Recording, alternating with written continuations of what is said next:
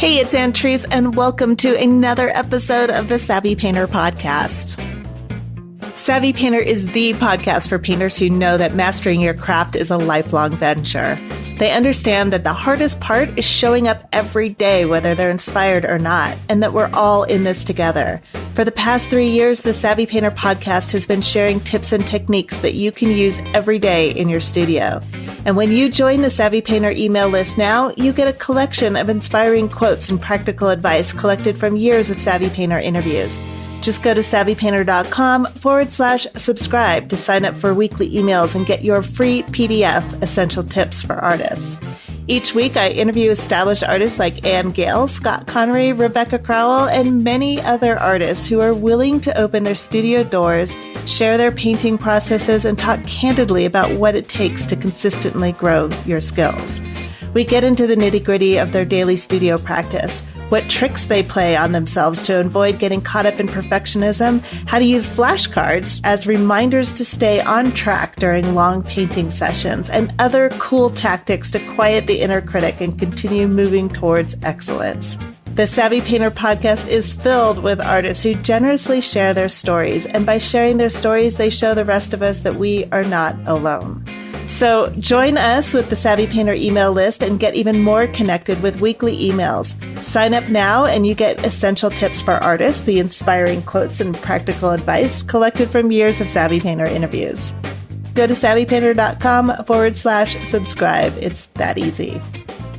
Noah Buchanan is my guest this week. Noah studied classical painting and drawing at the Pennsylvania Academy of Fine Arts, and he received a Bachelor of Arts from the University of California, Santa Cruz, and later went on to earn his master's from the New York Academy of Art. His work is based in the academic tradition of the figure. Noah is attracted to images where there is a divine force or a mythological reference. He favors themes of the symbolic and heroic. In this episode, Noah tells the story of how a retrospective of the French painter Valentin de Bouillon pushed him to create the large-scale multi-figure work that he'd always wanted to tackle but had avoided. He sort of got permission to try these massive paintings from the old masters themselves. As he studied their work, he realized something profound. They made mistakes too. At some point, they struggled and learned from their challenges. When we see their work from an historical standpoint, meaning we have the advantage of hindsight, we can see all the great work they did and ignore the beginnings where they struggled a little bit. It's easy to overlook the fact that they were humans and not gods. Intellectually, we all know that. But when we stand in front of a canvas in our own studio, it's really easy to forget it. Noah and I also talk about where he gets his models, what makes a good model, and why using photographs is not actually cheating. So please enjoy this conversation with Noah Buchanan. Noah, thank you so much for being on the Savvy Painter podcast. I'm excited to talk with you today. Thank you, Antrice. It's really a thrill to be on Savvy Painter. I've been listening and really in awe of the company you've kept on this podcast. Thank you. Can you tell me about when you started painting? I would love to hear about some of the early influences that that got you interested in becoming an artist. Well, for me, it was more about drawing for sure early on. And that started super early. I was, around even like 5 and 6. And I think that it was just from looking at comic book illustrations and superheroes and being interested in Star Wars as a kid and making a lot of drawings of that kind of subject matter. But as I got into high school, I was looking at imagery principally from, I'd say, Albrecht Dürer and drawings and paintings by Michelangelo. And those were the first kind of big, very art historical figures that made me really want to start making artwork in a more serious way, other than just for kind of sake of my own entertainment as a kid. Mm-hmm. Dürer that's impressive that you were looking at him in high school. Well, I had a great art teacher, and my last 2 years of high school were in Southwest Florida, and he had a great classroom, and he had a bunch of art historical images around the classroom. And one of these was an engraving by Albrecht Dürer, and it was Saint Jerome in the wilderness, and it was a wood engraving of an old man kneeling in the wilderness, and just something about that image, it really sparked a lot of things for me that are still with me. But Yeah, there he was, and Dürer was right there, and Michelangelo's Sistine ceiling. The images of the Sistine ceiling were also in that classroom, and really I became really passionate about all of those things. What are some of the things that have stuck with you about Dürer's work? I think composition maybe was a big thing. And, maybe bigger than that, though, is just the feeling of mythology and the divine, and those two major elements coming together, coming to interface with a mortal figure. And that's still with me today as like a principal motif and content in my work is that feeling of the interface between the divine or the mythological and just the human. And I see that a lot or at least the implication of that in a lot of Dürer's work. Yes. Or people who've never seen your work before. How would you describe it? Well, I work mostly in oil paint, and I paint the figure mostly, although I've definitely put many, many hours and many years into painting still life and landscape. But the figure is definitely my primal interest.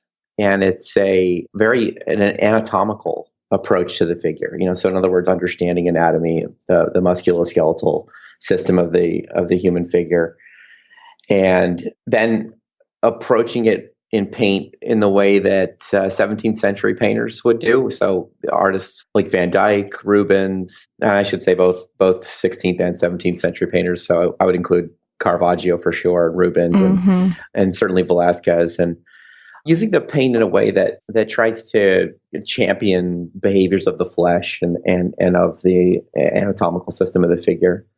So I love it. There's a very simple behavior in oil paint where the light mass on a figure is very transparent.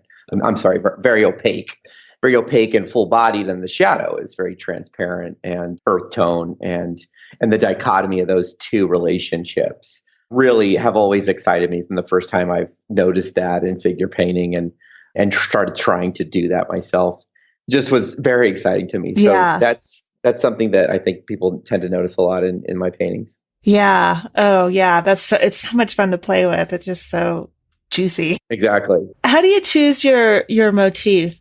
For me, as I was talking about with the Dürer influence earlier, and Michelangelo and so many others, but I have always loved it when I feel like there is some major divine force at play in the image, or a mythological element that is presenting themselves to this, sort of mere mortal figure, and their interaction between the two. So I always look for some feeling of that in the painting, even if it's a still life, or if it's a landscape.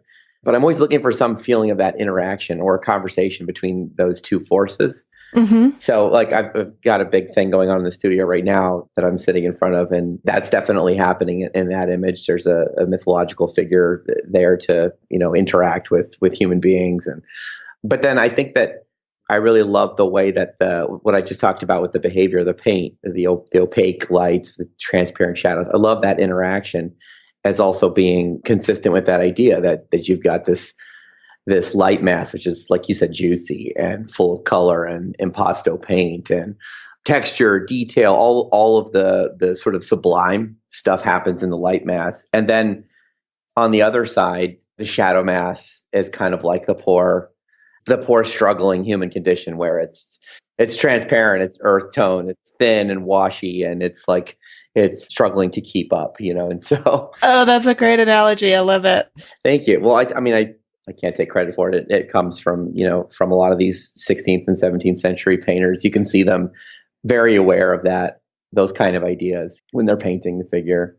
So the piece that you mentioned, you sent me an image of this piece that you're currently working on, and both my husband and I were looking at it just going, whoa. Oh, thanks. Yeah. And my husband usually doesn't, like he appreciates art, but he doesn't geek out on it anywhere near the extent that I will. So, but I'm so curious, how big is that piece? And can you talk a little bit more about why you started working that and what it means to you? Oh yeah. That's like, every artist wants to talk about what they're working on right now, like from musicians to actors to painters, so I'm happy to talk about it. So it's an oil painting on linen, and it's 80 inches by 62 inches wide. So it allows for the figures to be life-size figures, Uh-huh. which is large for me. I think I've done life-size before with like a single figure or a portrait, but this is the first where it's. This is intense. This one looks really intense. Well, I'm glad it comes across that way. It came about because I try to go to New York as much as I can. I love New York City. They were having a show at the Met on a 17th century painter named Valentin de Bouillon. I don't know his work. Yeah, I didn't either. And it turns out he's a Caravaggisti, so very influenced by Caravaggio's chiaroscuro and everything that he did. And he worked principally in Rome, even though he was a French artist, but he was active in Rome at the time. And they did this huge retrospective of his work, and I and so many other people were just blown away by canvas after canvas of really large multi-figure compositions. And sometimes the canvases they're just packed full of figures, like 10, 20 figures, all engaged in kind of swirling, dramatic, chaotic activity. And he was so prolific, that the number of paintings he made is just staggering, and they're all huge canvases, and they deal with the subject matter that I really love, which is principally, Greco-Roman mythology and also biblical narrative. And so I was standing in front of his paintings, and I just thought, I just said to myself, it's way overdue that you've tackled this, as I'm saying to myself. And it's what I had wanted to do when I went into art school. I mean, I knew that. I said, well, I'm going to paint multiple figure compositions that have these big narrative ideas behind them and tap into an older historical tradition. And as I got out of art school and graduate school, what I proceeded to do was basically paint kind of maybe career safe still lives, portraits, certainly lots of figure paintings, but I kept it on the sort of the less risky side, like single figure paintings. Were you doing that intentionally because you thought that's what people wanted, or were you just kind of like, I don't know if I want to tackle that quite yet? Yeah, I think it was kind of all of those things. I was definitely a little bit afraid to do it, that it wouldn't work out. That I knew that there's definitely risks involved compositionally, spatially within a picture. Can you handle that many figures interacting? And there's a high likelihood that you fall on your face, trying to make a big, ambitious painting like that. Mm-hmm. I also was, I think, playing it safe for thinking about the gallery and thinking about would a painting sell or not. And also just logistically, like, could I make a lot of paintings that would be, would create a big body of work for myself, and that I could have a solo show in a gallery with. And I thought, well, if I do a huge, ambitious multi-figure painting, I'm not going to be able to make a lot of paintings, and I won't have the body of work. So I think all of those reasons kind of led me to play it safe for many years after becoming an actual professional painter. So seeing these paintings at the Met, is that what pushed you over the edge, so to speak? Absolutely. Yeah. And I just turned 40, and I was standing in front of these paintings at the Met, and I just thought, this is way overdue. I should have done this 10 years ago. And I thought, and I was ready to do it 10 years ago, but I maybe just a little hesitant for all the reasons we just went through. Mm-hmm. And on the plane ride home from that, I had my sketchbook out, and I was whipping out little thumbnail sketches for what would become this painting that's just about wrapped up in my studio right now. So I'm really excited about it because I'm happy the way it's come out. It's impressive. Oh, thanks. That means a lot because it's, I haven't really, I've shared it with the public in terms of like Instagram and Facebook, but it hasn't been like officially unveiled or anything. So keeping my fingers crossed, but just kind of giving it my all. And, there were a lot of revelations, I think, that came about from looking at this painter, Valentin de Bouillon. I bought the book from the gift shop after the show and was studying it very closely on the way home. And I still have it here on one of the desks in my studio. And what I noticed that kind of took away all the fear out of the whole process and formula and equation of making a multiple figure composition is that there was a lot of errors in a lot of these master paintings. And I think that we don't tend to notice them. I'll give you an example of one that, on closer inspection of one of these paintings, I noticed was that a figure in the foreground was a little bit too small compared to a figure in the background, of one of these paintings that have like 10 to 20 figures in them. And I went around looking at a lot of other masters for that kind of stuff, Rembrandt, Velázquez, Caravaggio. And when you're looking for it, you'll find it everywhere. And so realizing that the old masters made these mistakes too, just erased all of these fears in my mind that I could go ahead and do it. And then if I had those problems, if I did make those mistakes or those failures, it was okay. That it shouldn't stop me or prevent me from trying or from making the painting anyway. I so agree with that. I absolutely applaud that revelation. That is so great, because the power of the work comes from the work itself, and the technicality is, of course it's important, but our minds are happy to sort of overlook that, or maybe even not notice it, right, when the image itself is really powerful and resonates on a very human level. Yeah, that's the thing. Another example of that, and I think the kind of the root of my inspiration for these kind of paintings, even before Valentin de Bouillon came along, was Velázquez, and specifically his painting called Los Borrachos, which is Bacchus having wine with all of the vineyard workers, which is the same. Yeah, the drunkards, exactly.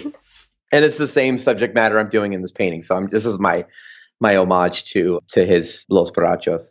But I was reading in one of the books on Velázquez and his paintings, I was reading about it, and the author criticizes that painting as, amongst all of its successes, the author criticizes the painting as not having a good spatial organization, and that it would not be plausible for all of these figures to fit into this tiny space that they're all crammed into.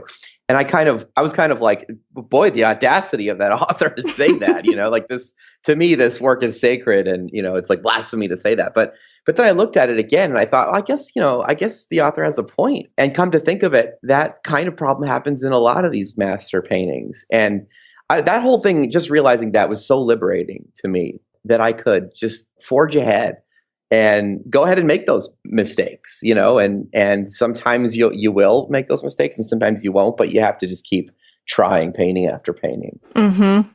That's the big process right there, is the trying out, painting after painting. Yeah. But I always wonder this. I'm curious what do you think? Do you think Velázquez did that knowingly, or do you think knowingly meaning like, okay, I know I'm taking some artistic license here because I want this particular thing to work? Or do you think he just hadn't figured that out yet? It's kind of a guessing game, I think, on that. I could see either way. For one thing's for sure is he definitely pulls it off. Obviously, whatever the outcome, it's definitely a brilliant genius thing that he does. And I think, on the other hand, there's definitely a lack of any kind of evidence that he did studies or drawings in his paintings. So it's very likely that he kind of worked these paintings out right on the canvas. And I think that when artists do that, they are more prone to have those kind of problems, like spatial plausibility between figures. So I think some of it is, with him, it's genuine mistake or just faltering. And some of it is, maybe he was completely in control of what he was doing all the way through. But again, that idea of just kind of knowing that these guys could allow themselves to make mistakes and not be perfect, that kind of said, okay, yeah, it's time to get busy with these more serious paintings now. Yeah, we can. I don't know if I can actually say that we can take them off the pedestal, but right. It helps though. Yeah. If they're not so lofty, then they feel graspable, and that we could just dream of aiming for that. Right. I'm curious, from your work, what memorable responses have you had to it? Because you've got some really powerful stuff. I'm wondering if there's anything that comes to mind when, showing your work, a particular reaction that stands out. I think one of the most special ones that stays with me, and I've heard this from other artists that have made or do actively make sacred artwork, which is artwork for a church, is that you get some reactions there or some interactions with your work that you're never going to see in a gallery. And like one of the artists I'm thinking of is a contemporary painter in Southern California. He lives in Ojai, named John Nava. And he did these huge epic altar pieces for the Los Angeles Cathedral. And I was visiting him there at the cathedral, and he was showing me his tapestries and talking about the process of making them. And he was there when the church was just kind of still in heavy construction mode, like all kinds of iron girding around, and he had to go down and meet the architect and plan out where these tapestries were going to go. And he was there the day they brought in the corpus, which is the figure of Christ on the cross. They brought it into the church to plan out where it would go on the altar, and all the workmen came down off the scaffolding, came down to actively pray at the base of the corpus in the church. And I think John said something like, the architect turned to him and said, "Boy, you're never going to see that in the gallery." Yeah.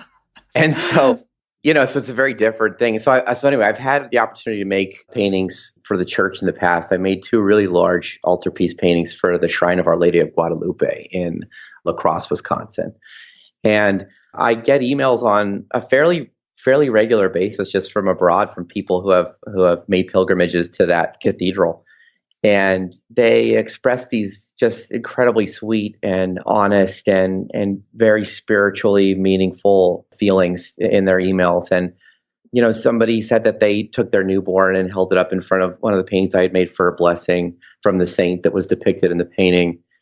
And that was a whole nother level, hearing that. Yeah. That was just like, whoa, that's different from like me painting a still life and, someone saying, "Oh gosh, that fruit is so delicious looking. It feels like I could just take the pear out of the bowl." And like, that's wonderful too. I love hearing that.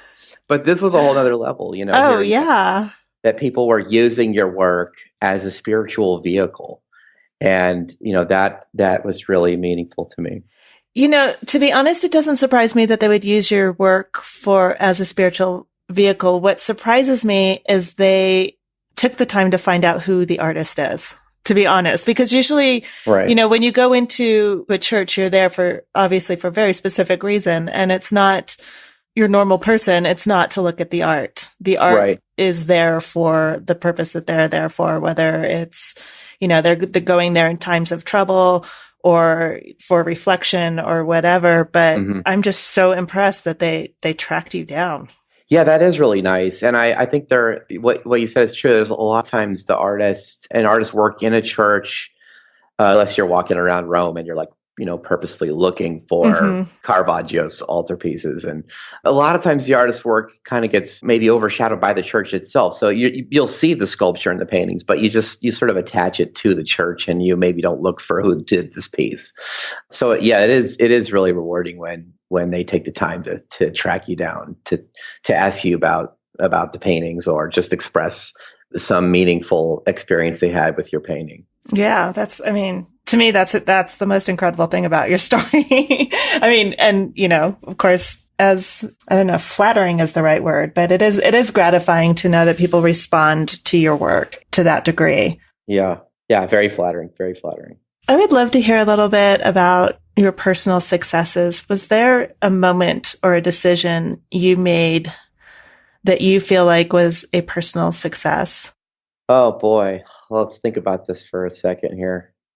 Because, I think that's a great question, because I think a lot of painters, I don't know, I have a feeling a lot of painters, when we look at the road behind us, there's probably a lot of us just kicking ourselves going, "Oh, why didn't I take that opportunity?" Or "Why did I move here?" Or, "Well, why did I go with this gallery, not that gallery when I had the choice?" That's definitely the case for me. I definitely kind of maybe beat myself up a bit internally in terms of choices and decisions and paths not taken. And I think sometimes things that are successes can be like a blessing and a curse. They can they have their upsides and their downsides. I think it was one thing I would never change is that I made the decision to go to the New York Academy in Manhattan for grad school. And I went there principally to study with a woman named Martha Mayer Erlbacher. She was teaching there at the time, and I went there to study with her, and I became very close with her both personally and then also just as her student. And I've learned so much from Martha about painting, about aesthetics and meaning and content in work, and also about anatomy. She taught me a lot of anatomy, which I is still a huge part of what I do in my work and in my teaching. That just being in New York and then being able to study with Martha really opened doors and paths that I have not regretted. So that's a big one that I really cherish, a decision or something that happened. I love that. That's so great. Another one that I've always been happy about is that when I got out of grad school, which I realized later was very rare, somebody offered to introduce me to John Pence in San Francisco, of John Pence Gallery. And and I really jumped at that opportunity, and John agreed to start showing my work at that time. This was in 2004, and I just been out of grad school about a year and was starting to think about finding a gallery. And so that worked out. And I think that that's kind of an example of like maybe the blessing and the curse. I think that showing with John was an amazing, wonderful opportunity. And I think it also it presented a lot of challenges for me, in that I was suddenly found myself in a gallery where I was surrounded by painters that were extremely refined in their technical virtuosity as painters, and boy, I mean, they're all painters that I really admire and look up to their skill and technique, like painters like Will Wilson, Jacob Collins, and the list is very long. And as my first trip into the gallery, I think, rather than feeling like empowered as a painter that, oh, here's this renowned gallery that's going to show my work, I always felt going in there, especially the first few years dropping off work, I always felt like very, like almost too humble, very insecure. Like, I'm not worthy. What am I doing here?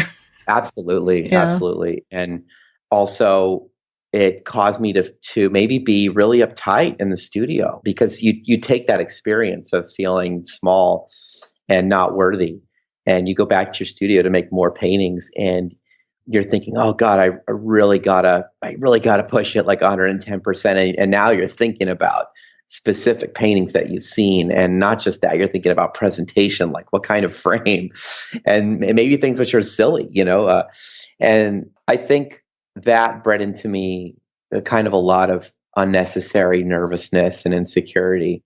But I would go back to Velázquez as a big hero, because he, one day, after many years of this kind of insecurity and feeling small, I think looking at Velázquez both in books and in the museum, and you see his work up close, and you realize, gosh, he's really comfortable and at ease, and he's not worried, and you could just tell he's not concerned what other people think, and he's definitely not concerned about, is the painting neat and clean and refined? I mean, when you look in Velázquez's paint, you see like dirt and schmutz and drips, and you can see places where he's wiped his brush on the side of the painting to clean it, And so he kind of was this glimmering voice of confidence that came through and said, hey, just don't worry about that so much. You don't have to be as slick and as tight as these other painters. Just be yourself. And I think the moment I started doing that, I started enjoying my experience showing it with John Pence a lot more. Oh, that's so interesting, because that's what I was going to ask you, is how did you get past that feeling that you didn't belong there? Yeah, I think it was just simply going, you know what? I really can't be these other painters. The work doesn't come out well when I try to do that. I don't enjoy myself when I'm painting, when I'm trying to do that. And just, you really just have to do what's natural and embrace that.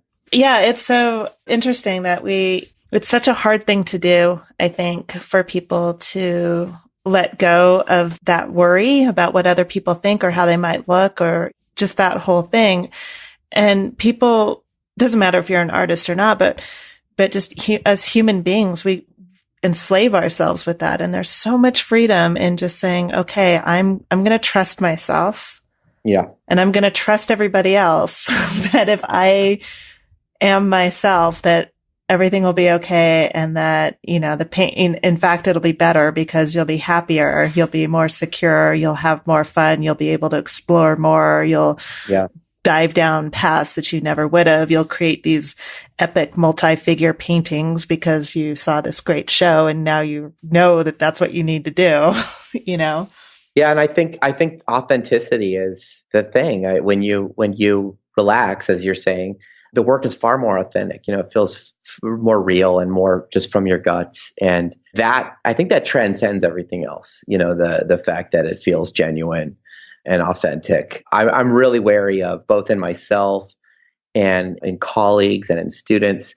There's this dangerous moment I think that we take as painters where we say, and I see this a lot in grad students, and who can blame them, but I see them, they basically sit down and have a private moment with themselves where they say, what can I do to make my work more fashionable and more intriguing to the current art scene? Well, we kind of make a big splash or a big shock statement to the world that will get me some recognition. And I think very often the answers to those questions are things that lead an artist away from themselves. And they come upon these solutions to that question that aren't the best solutions, I think.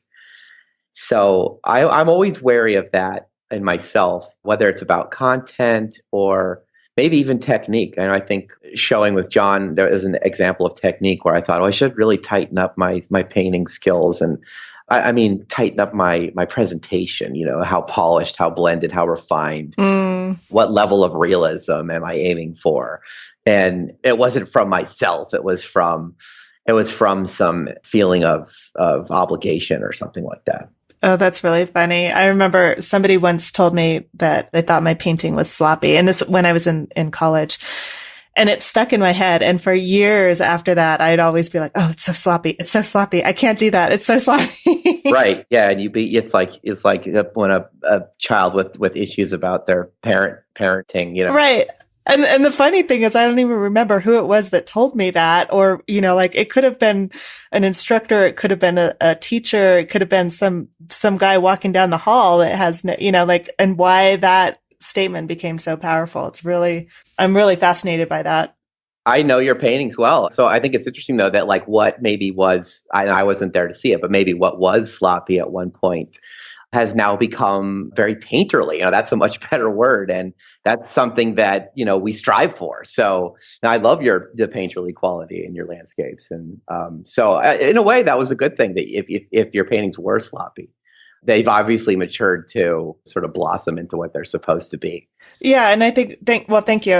But I think that the interesting thing is how, as artists, we pull in all these little hangups or whatever. And the thing usually, when you were talking about these artists thinking about what can make them more fashionable, what they're really asking is, how can I stand out? How can I get noticed? That's right. That's exactly the question. And the answer is to me, it's so simple, but it requires a lot of hard work. The answer is do great work.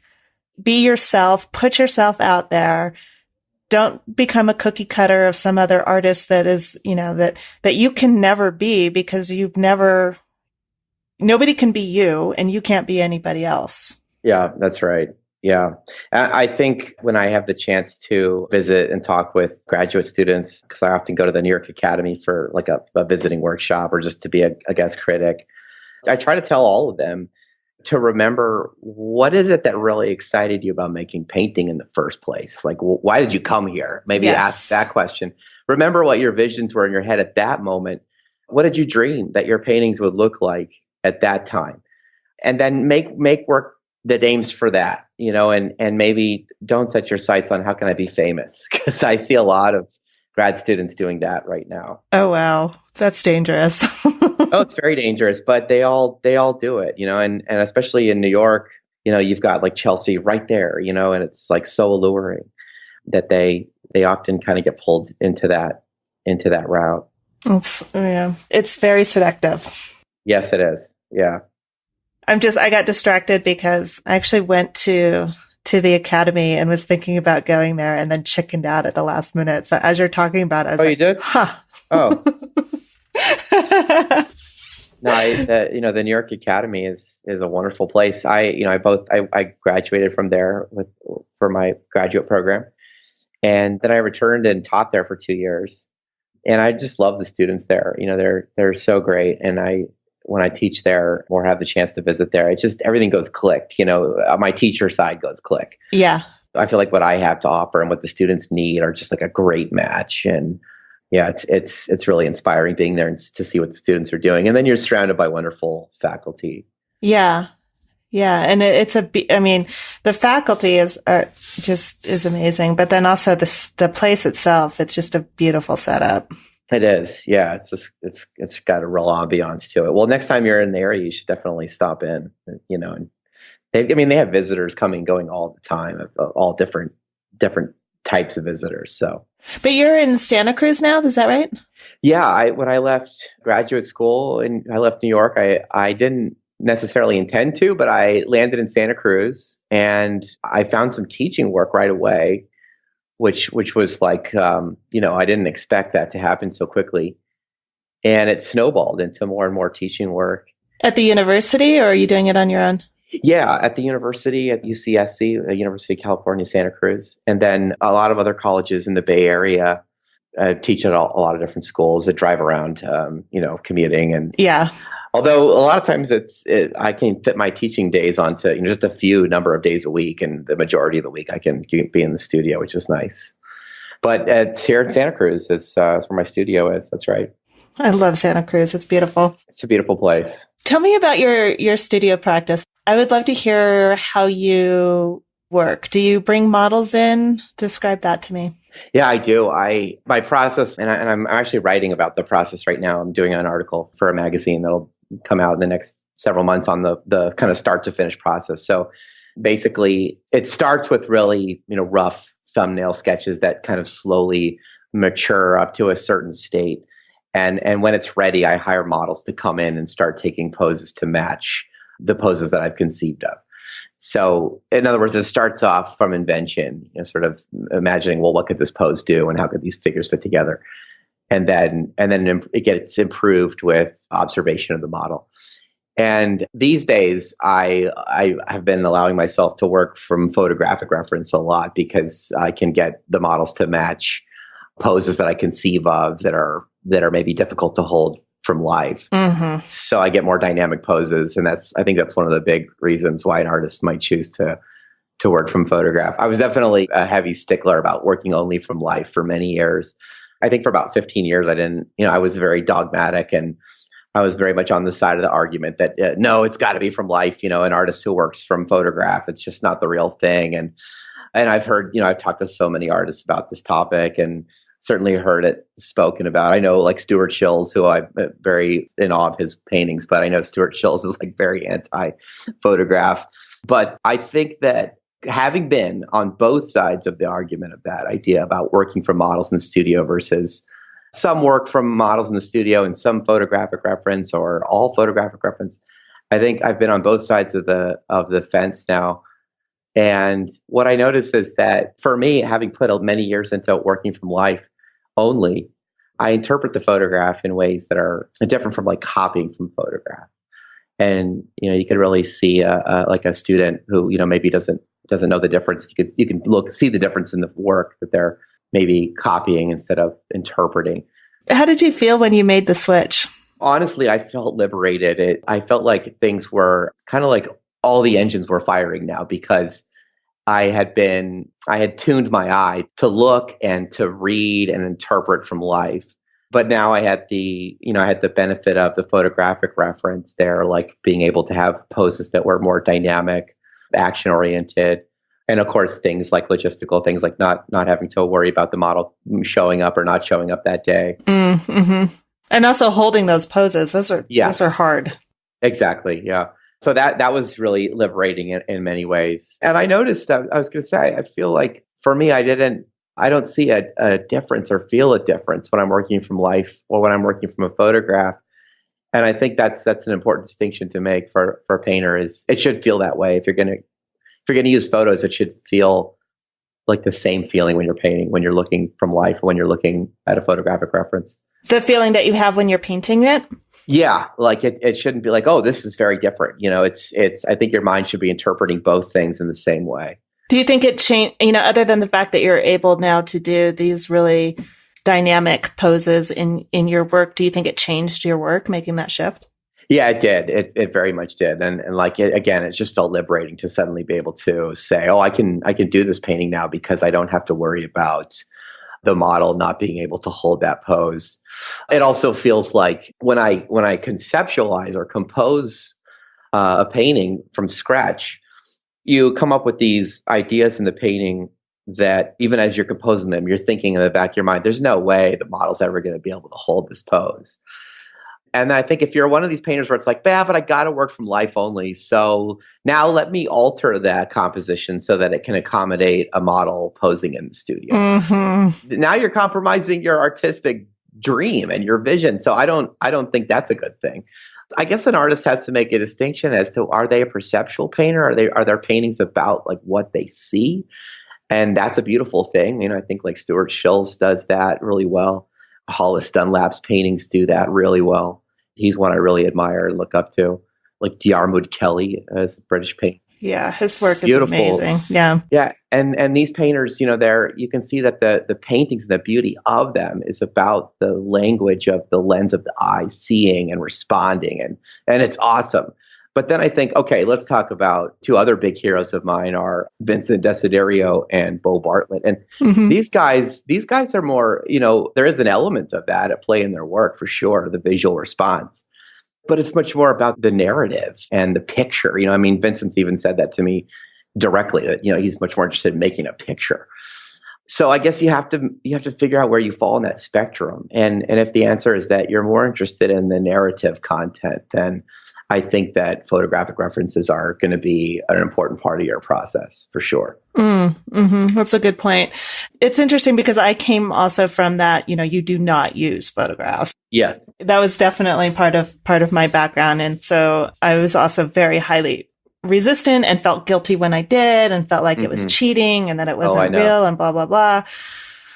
But I think the other side of it is, well, this technology exists. So, you know, and these are tools that we can use. I think the problem happens when photography becomes a crutch. I think the problem is when you don't understand what you're looking at well enough to respond to the image that's the idea that's being photographed as opposed to this, you know, the camera's interpretation of it, if that makes sense. Yeah, that's right.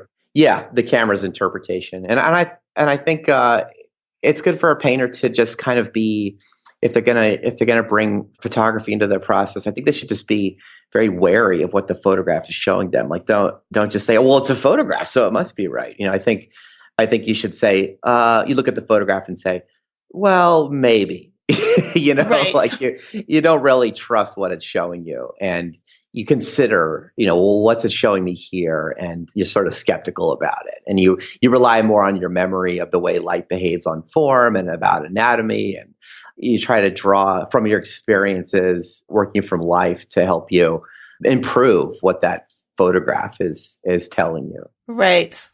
And that's the key right there is relying on your memory and experiences. And the obvious thing behind that is that you have a memory of working from life and you did it enough that it's sort of ingrained in you and you can see where the camera's lying or you can see where it's not what you want it to be. Absolutely.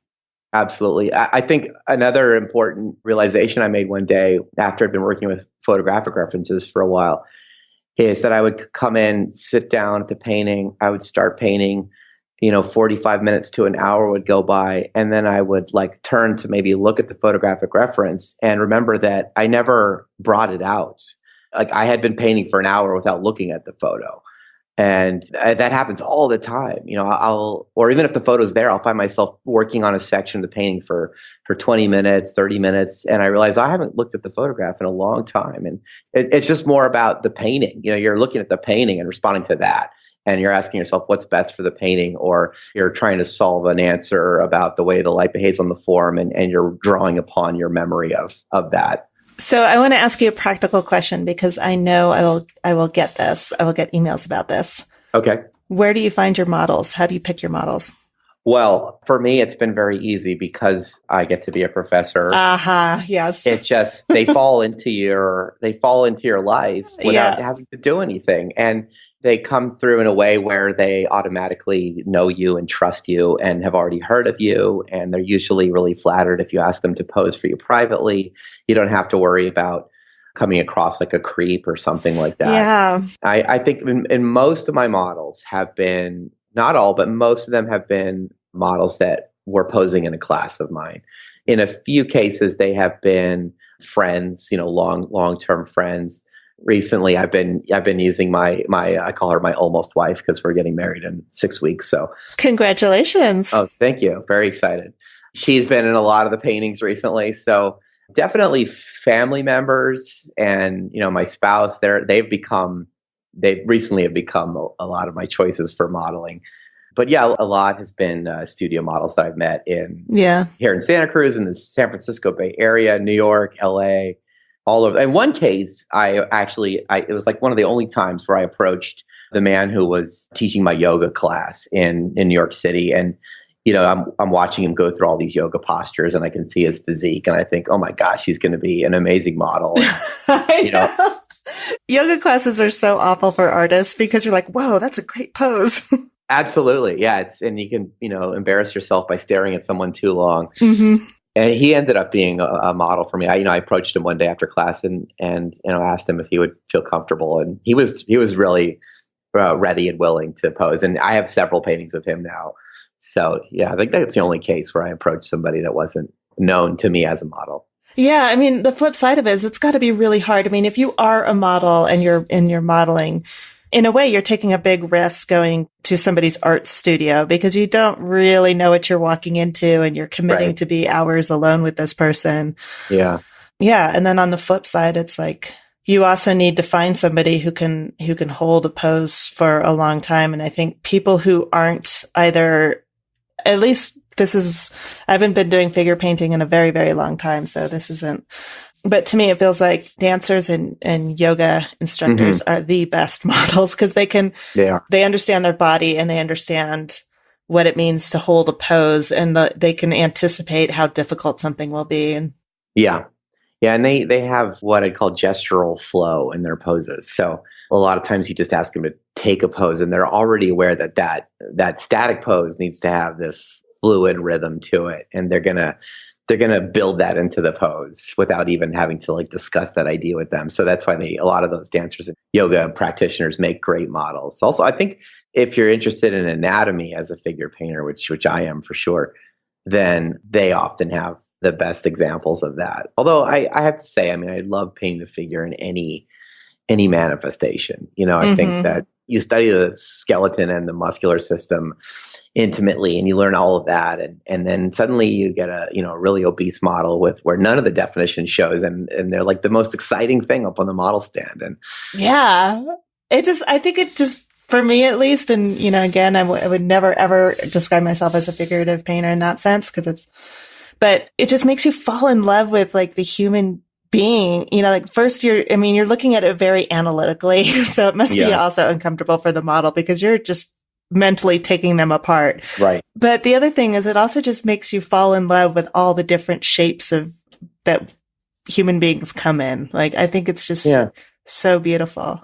Yeah, it really changes your idea of what beauty is, and we're all aware of what the cultural ideas of beauty and perfection should be. We're supposed to be in good shape and muscular and skinny and athletic, and then when you see not that on the model stand, and it's really beautiful, and you're actually trying to get that on your drawing or your canvas. You're trying to recreate their body. Suddenly, that's perfect. It's like, well, that's the perfect thing that I'm trying to get. You feel the irony of that where you think, well, society's telling me I'm supposed to have a flat stomach. And then here I'm drawing somebody who's got the opposite. And that's what I'm going for in this work of art. It's like it really turns everything on its head about your idea about the human body and beauty surrounding the human body. It's a real game changer. It is. What single habit do you think strongly contributes to it can either be your success or your continued growth, however you want to interpret that? I think that because it occurred to me one day, sort of in a moment of frustration or a moment of feeling disappointed at where I was with my process or my career or all of the above, which, as we're all prone to those moments. And I get emails from students all the time asking me like, well, I feel like I'm not good enough and what should I do? And so I'm constantly like a therapist, an art therapist in emails to my students, and they want to know what they should do. And I point out to them, look, you might be halfway there, but you've come too far to turn back. So to answer your question, Antrese, that just the idea that I've invested way too much time and effort in my life to turn back now has kept me moving forward, even through moments when I'm feeling like unsatisfied with where I'm at, either technically or career-wise or in the content of the work. There's this kind of prevailing voice that says, you're going to keep going. You're going to keep going. So you just kind of tell that side of yourself to just shut up and, you acknowledge that you're not fooling anybody.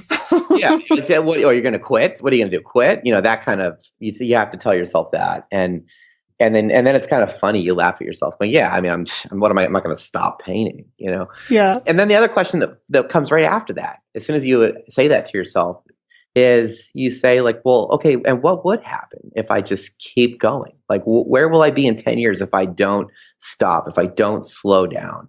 What will my work look like then? Like, it's definitely not going to be the same. It's bound to have improved.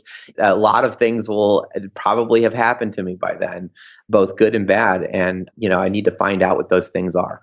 So I think that is a prevailing habit that I've had since the beginning. And I've been really serious about drawing and painting since I was very small. And, like 5th, 6th grade, it became pretty solidified for me that I wanted to go to art school and pursue it. So, and it was always just this voice that, I'm not going to stop. And I might go through periods of making poor work or bad work or feel lost in my process, but I'm just going to keep going.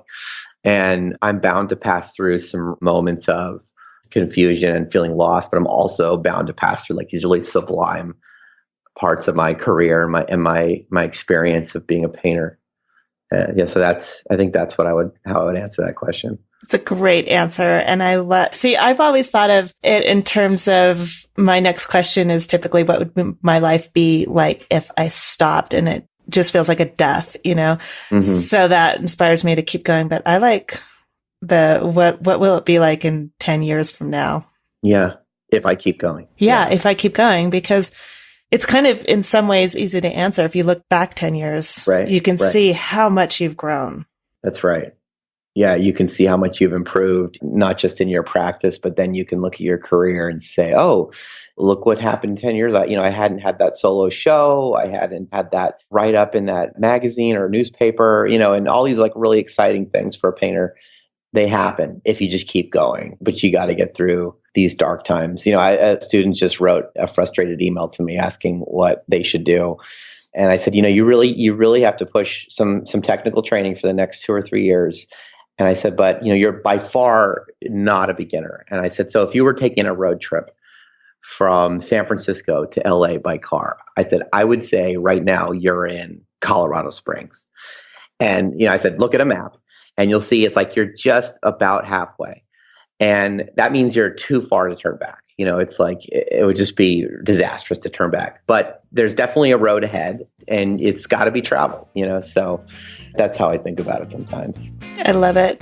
Noah, thank you so much for this conversation. Oh, thanks, Antrese. I'm just like so honored and thrilled to be on Savvy Painter. You've interviewed a lot of my heroes and it's very humbling to be amongst them. So thank you for this opportunity.